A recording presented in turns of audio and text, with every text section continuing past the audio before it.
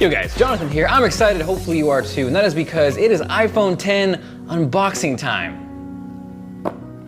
This is it, let's go. So here we have the box, iPhone 10 previewed on the outside. We got that pretty wallpaper, that notch, which may be for better or for worse, but we shall see. Towards the bottom, we got the flashlight icon, the camera icon, and from what I understand, you can access those by 3D touching. And actually, what might be the coolest part about this box, I'm not sure if you can pick it up, but this outer part, which would be the stainless steel portion of the iPhone 10 on the box, actually has this little bit of like reflective shine, and it's kind of awesome. Now, shiny reflective box aside, let's pop this open. Throw that in there. We got the designed by Apple in California. That of course includes, I am sure, the Hello Quick Start Guide, little overview of the iPhone 10, and of course, who could forget the Apple stickers? As much as we love Apple stickers though, that is not why we are here. We are here for the iPhone 10. Let's pop that out. This is in the 256 gigabyte silver, which is a very beautiful color. I think I actually prefer this over the space gray. It just looks really nice. I'm gonna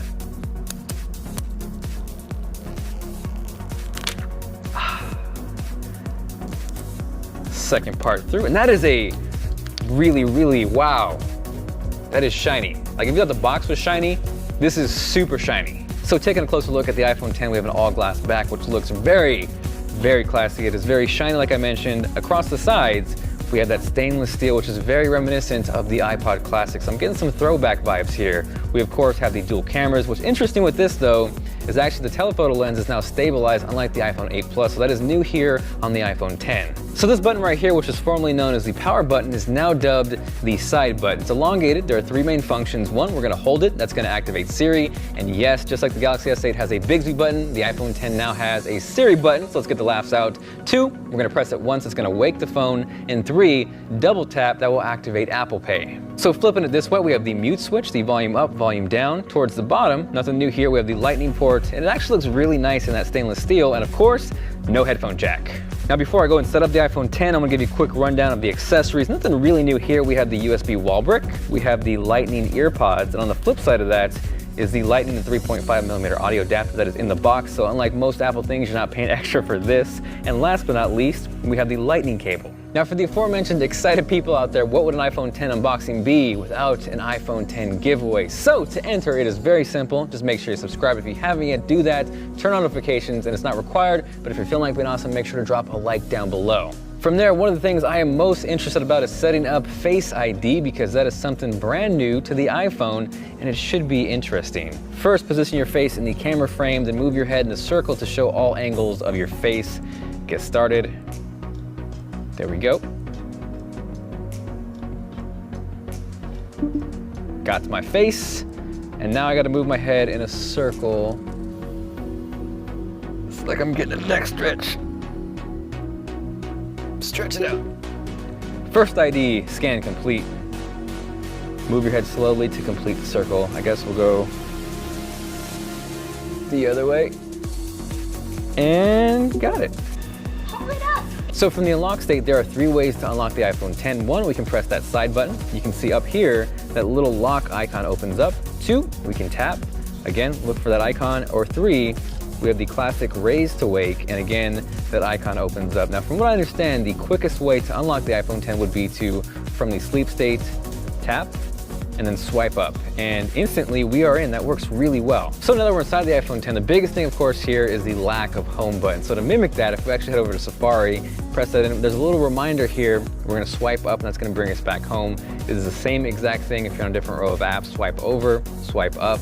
If we swipe from the top right-hand side, that is actually gonna give us Control Center. From there, swipe down in the left-hand corner, and that is gonna give us notifications. Now, to access multiple applications, there's actually a couple of different ways to do this. One, we can actually swipe up and kind of give it a little pause. That's gonna give us all of our apps here, which we can swipe through, or if we're inside an app, so say we open up iTunes, we can actually swipe across the bottom, and that's gonna give us a rundown through the different apps. We can swipe right, swipe left. So it's kind of cool to have a couple ways to do things. Now from there, I gotta say the screen actually is pretty solidly bright. There's a lot of questions and concern out there. Was the screen gonna be bright enough? We're outdoors right now, and it actually looks really good. I'm not having any problem seeing the screen. It is a beautiful looking display. As far as the resolution on the screen goes, get ready for a number you are probably not going to remember, 2436 by 1125, classic Apple resolution. Nonetheless, it is a great looking display. From there, to address a couple questions you might have with the lack of home button on the iPhone 10, how do you access Siri? You can do that a couple ways. One, by holding the side button, or you can just simply say, "Hey Siri, tell me a joke." Jonathan, get serious. Ha ha. That sucked. From there, if you're curious, how do you actually take a screenshot on your iPhone? You can do that by pressing the side button and the volume up together. Screenshot. And last but not least, how do you power off your iPhone 10? You can actually do that with a side button and either of the volume buttons. Just hold those together and you are good to go. So now it's time for probably what most of you out there have been waiting for. I am excited to check it out. It is an emoji time. I am stoked to send Rich a tracked monkey with my face right now. It's everywhere I move my head. It does a crazy job of tracking your face, your eyebrows, your eyes. Does it do your nose? Whoa, those lips. Yo, Rich, I'll break your legs or I'll give you a kiss. Mwah. Hey. Yo, Rich, I'll break your legs or I'll give you a kiss. Mwah. Hey. That's kind of crazy, man. Holy crap. From there, I'm gonna go get that full screen preview. We got the robot, the yellow cat. From what I understand, it does not track tongue, so if you're into that, sorry, got bad news. The dog shows a tongue though in that preview though. Where's that tongue? Alien, that does some weird, look at his head's popping out.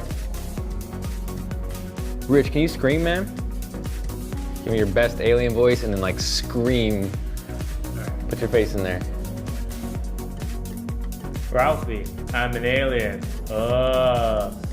What's up? Ah! Ralphie, I'm an alien.